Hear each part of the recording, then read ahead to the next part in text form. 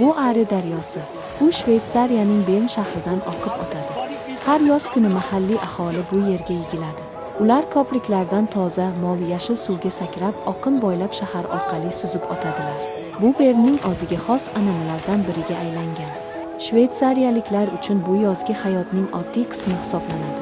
Ishdan keyin ular kiyimlari va buyumlarini suv o'tkazmaydigan maxsus xaltaga joylab, daryo oqimi bo'ylab uylariga qarab suzib ketadilar. Bu daryoda rasmiy ravishda cho'milishga ruxsat berilgan.